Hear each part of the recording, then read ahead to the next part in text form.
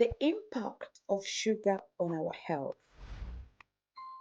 Sugar has been suggested to be highly addictive and the biggest contributor to the current worldwide obesity epidemic. Long time ago, we used to think that a diet high in fat was to blame, but recent research shows otherwise. So what are sugars?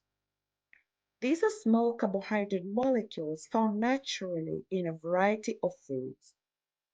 Sugars extracted foods may be processed to develop a variety of types of sugar with different characteristics in terms of taste and functionality. Refined sugar is linked to many preventable illnesses from childhood dental problems to diabetes, liver problems, stroke, heart attack, impaired brain function, and obesity. So, how much sugar are we consuming on average? The average American adult, teenager, and child consumes about 17 teaspoons of added sugar a day, or about 270 calories. The UK has been ranked 84th within a group of 161 countries surveyed in terms of interest rate on sugar consumption per capita. What are some of the dietary sources of free sugars? The figure below shows the percentage contribution of different food groups to free sugar intakes at different ages. As you can see, the different foods contribute differently to different sugar intakes at different ages.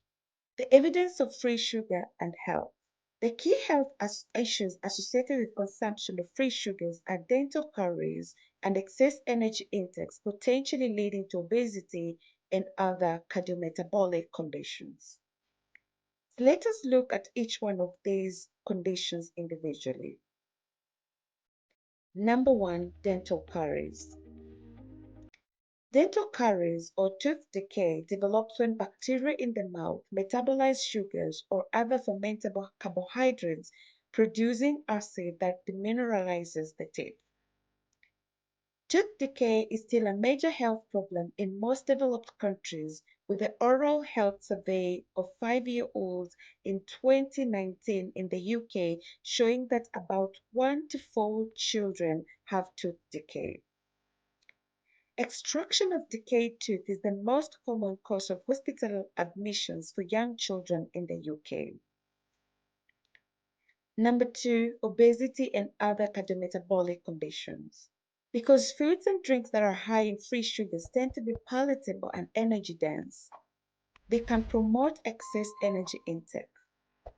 This may increase the risk of weight gain and obesity, and the reduction of dietary free sugar is a key part of many national programs to reduce obesity levels.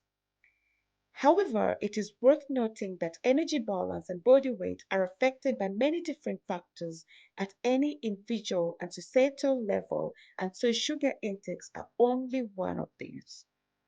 Last but not least, free sugars, energy intake, and weight control. It is much easier to gain weight when one consumes a diet that is loaded with free sugars, as glucose is the preferred source of energy and the body will store any excess intake in terms of body fat. So, what is the recommended sugar intake in the UK? 19 grams per day, 4 to 6 years old, which is equivalent to 5 cubes of sugar. 24 grams per day for 7 to 10 years old, which is equivalent to 6 cubes of sugar, and 30 grams per day for 11 years and older, including adults, which is equivalent to 7 cubes of sugar. So, what are some of the strategies to reduce sugar consumption? Most intakes are above the recommended, and there have been strategies to try and reduce sugar intake in the UK. Number one, reformulation to reduce sugars in foods and drinks. This has been the number one main campaigns. Reformulation can be effective public health strategy to reduce population intakes of nutrients of concern. Much work has gone to reduce the sugar content of a range of foods and drinks, and this remains an area of focus. However, it is important to note that sugar plays many roles in food processing aside from adding sweetness. This includes to provide body with drinks,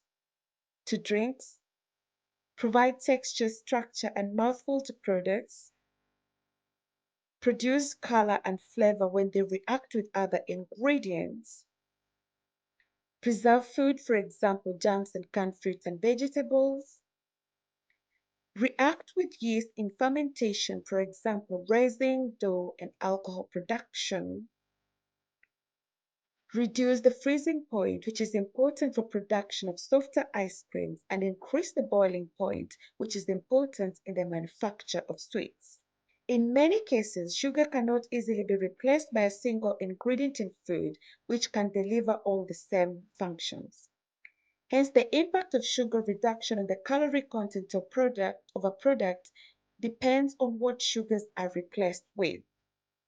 As the food industry continues to work on strategies to reduce sugar content without increasing the calorific content of a food product, there are ways in which individuals can reduce sugar intake, which include and will result in a positive health outcome.